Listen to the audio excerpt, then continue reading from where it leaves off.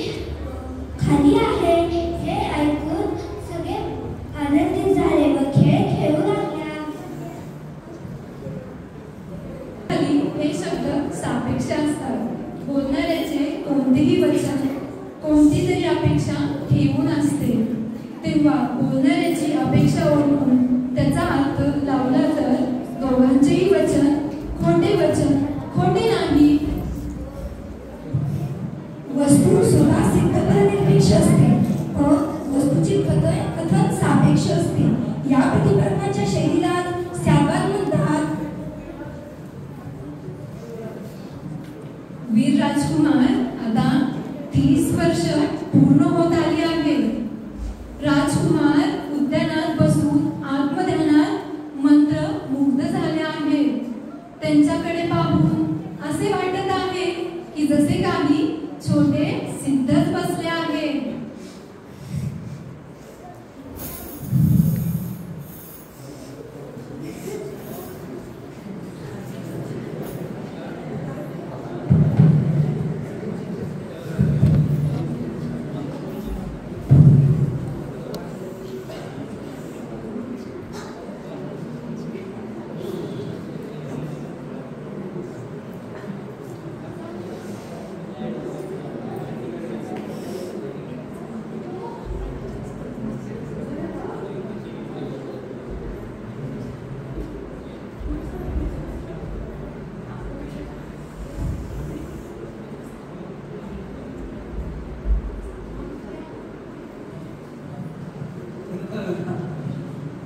जगात आत्मारामाचा आनंदमयी सुंदर असं उद्यान आहे. असा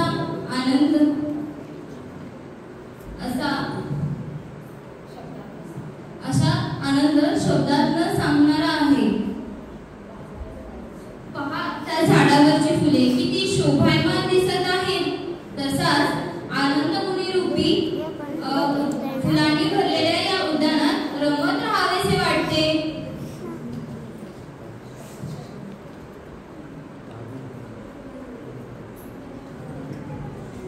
अरे रे बंधू, हे काय? फुले तर झाडांना शोभून दिसत असतात.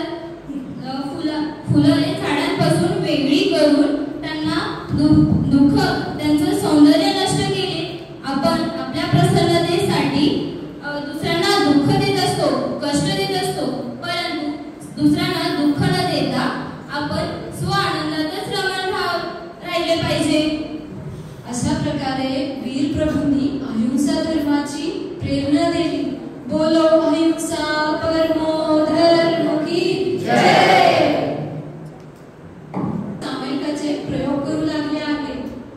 दिवस असो किंवा रात्र, प्रभू फक्त आपल्या निज आत्मध्यानात लीन असत. त्यांना आता राजभवनात आराम, स्वर्गातील आभूषणे, रसस्वादयुक्त भोजन देखील निरस वाटू लागले आहे. तर पाहूया त्रिशला माता व पुत्र यांची चेतन दृष्टी.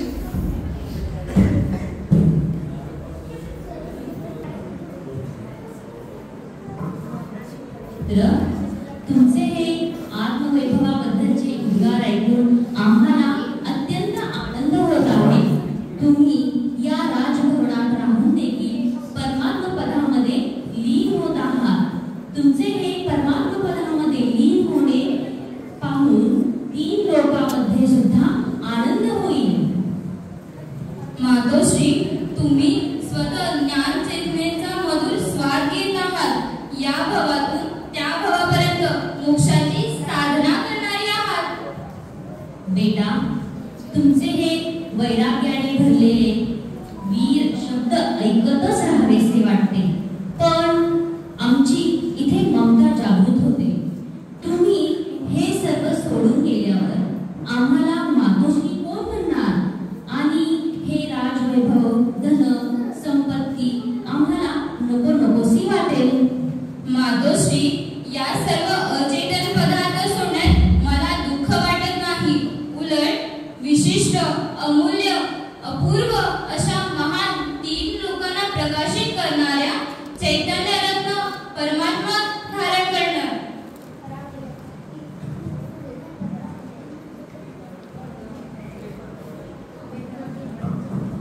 धर्माची प्रबोधना चालू होती. आता वेळ होती दुसऱ्या कल्याणानंतर तिसऱ्या कल्याणाची, दीक्षा कल्याणाची.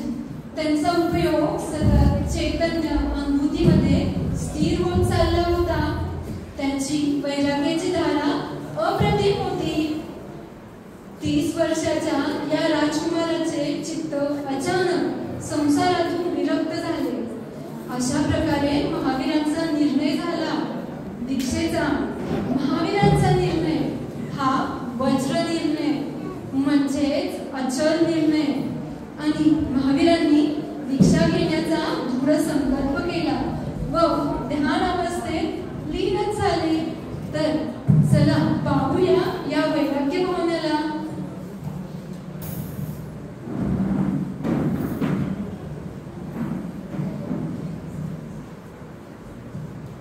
बेटा वर्धमान, तुम्ही आज कोणत्या विषयामध्ये एवढे मग्न झालेला आहात? कोणता विचार करू लागला आहात?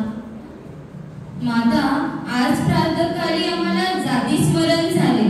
पूर्वभवातील अनेक भव, जसे स्वर्गातील दृश्य, सिंहाला सम्यक्त्वाचे स्वर्गातील दिव्य दृश्य सिंह पाहिले व सम्यक्त्वाचा बोध देताना मुनिवर दिसले. ते पाहून एकीकडे ते क्रूर परिणाम व दुसरीकडे सुख व शांतीची प्राप्ती करणारा असा आत्म्याचा अनुभव. म्हणूनच मला या असा संसाराचा त्याग करून मुनी दीक्षा घेणार आहे. आजच दीक्षा घ्यावीशी वाटत आहे माता. आज्ञा द्या. राजकुमाराचे दीक्षा हा शब्द ऐकताच इंद्रसभेमध्ये खळबळ होऊ लागली व सर्व देवगण दीक्षा कल्याणिकेच्या पालखीसाठी वैशाली नगरीमध्ये आले. तर एकीकडे सर्व प्रजाजन तर दुसरीकडे सर्व देवगण. तर चला आपण ती जाऊया पालखीला.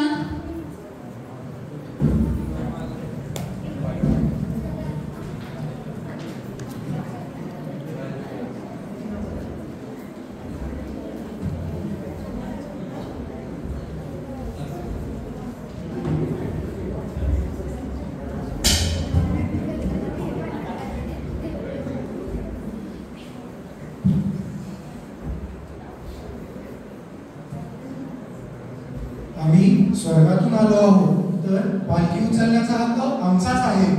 नाही नाही, हा मनुष्याचा मान आहे.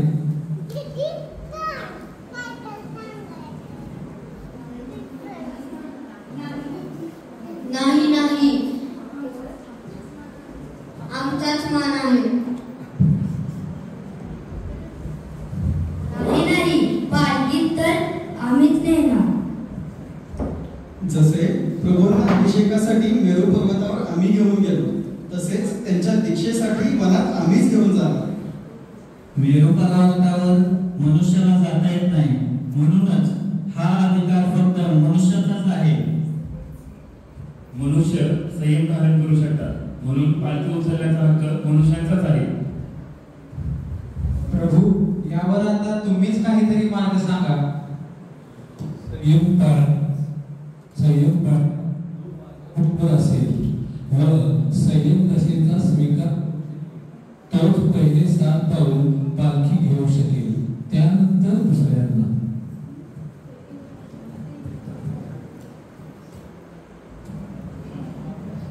मला आता हे इंद्रपद तुच्छ वाटू लागले आहे. या स्वर्गातील सर्व संपत्ती, हे इंद्रपद, सगळे देव एक क्षणासाठी तरी मला संयम धारण करता यावा अशी इच्छा होत आहे. परंतु हा अधिकार फक्त मनुष्यांनाच.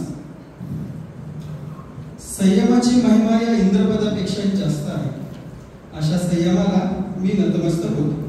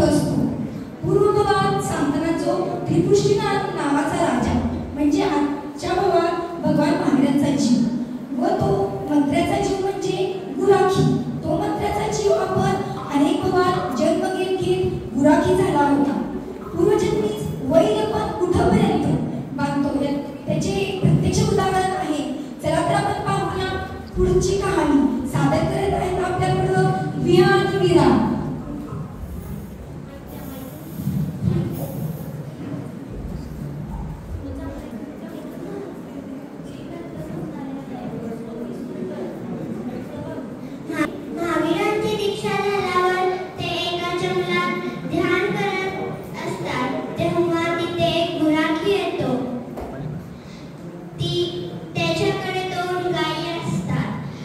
त्याला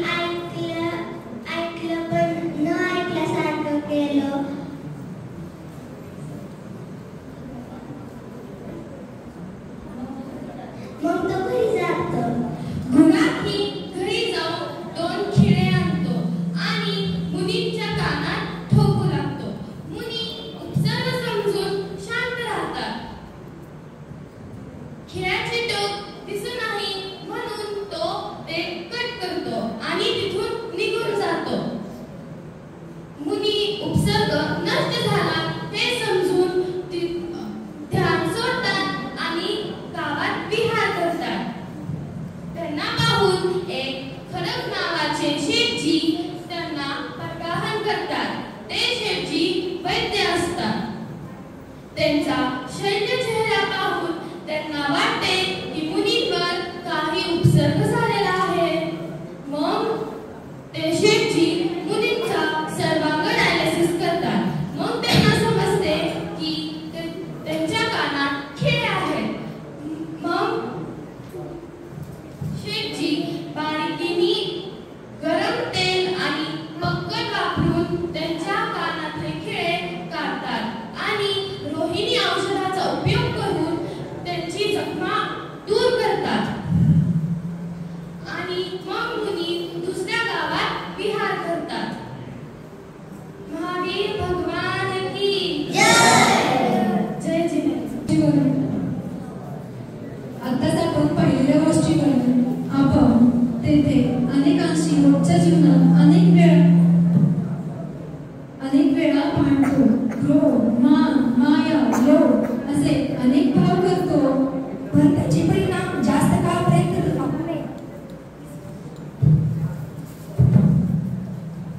राहू नये हे पाहिले पाहिजे. जर त्याच त्रिपुष्टी नारायणाच्या भावात क्षमा मागितली गेली असती व केली गेली असती तर हा प्रसंग आलाच नसता.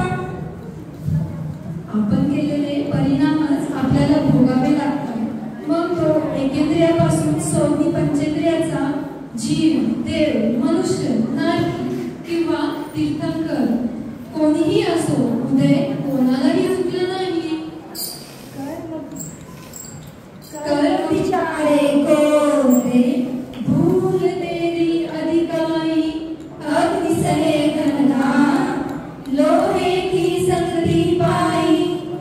भगवान मागे पुढे विहार करू लागले. उपसर्गाची कथा सादर करत आहे खुशी आणि तन्वी.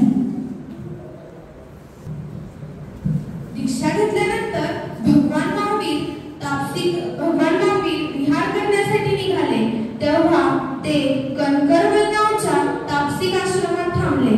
तिथे दृष्टबीज नावाचा सर्प चंडकौशिक राहत होता, ज्याच्या दृष्टीतून विष निघत होते. तेथून ते पुढे जातात.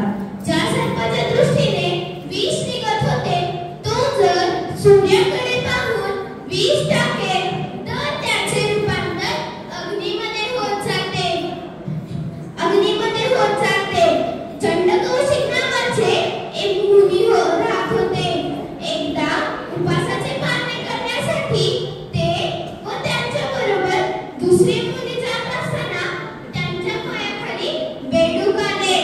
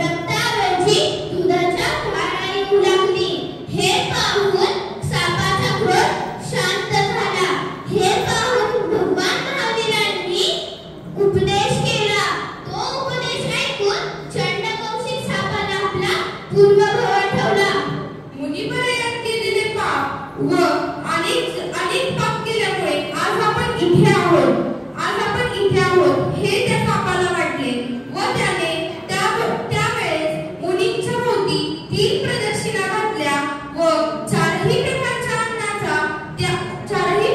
आहाराचा त्याग केला. पण एवढंच नाही, त्याने त्याच्या दृष्टीमुळे कोणाला त्रास होऊ नये म्हणून स्वतःच्याच पिढ्यात तोंड करून पडून राहिला. जे लोक चंडकौशिकच्या भीतीने येत नव्हते ते आता चंडकौशिक सापावर कृतज्ञता व्यक्त करण्यासाठी त्यांच्यावर दूध ओतून किंवा चढू लागले. हे पाहून अनेक मुंग्या येऊन चावा घेऊ लागल्या. त्यामुळे त्यांचे शांत परिणामाने निधन झाले. जय जय. ते पुढे विहार करू लागले. वास्तविक तीर्थंकरांना उपसर्ग होत नसतात, पण हुंडावसरपणी कालदोषाने अशा अघटित घटना अपवाद म्हणून घडत असतात.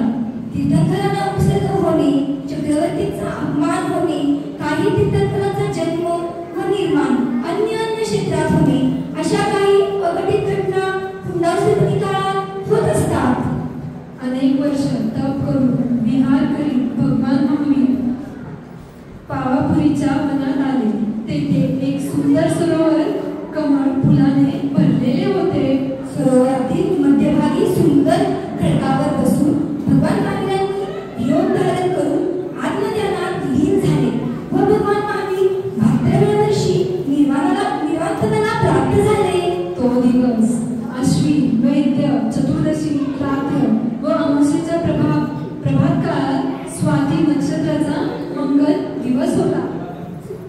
व जो आपण दिवाळीत भगवान महावीर दिवस निर्वाण म्हणून साजरा करतो, तर हा दिवस निर्वाण लाडू चढवून नाही, तर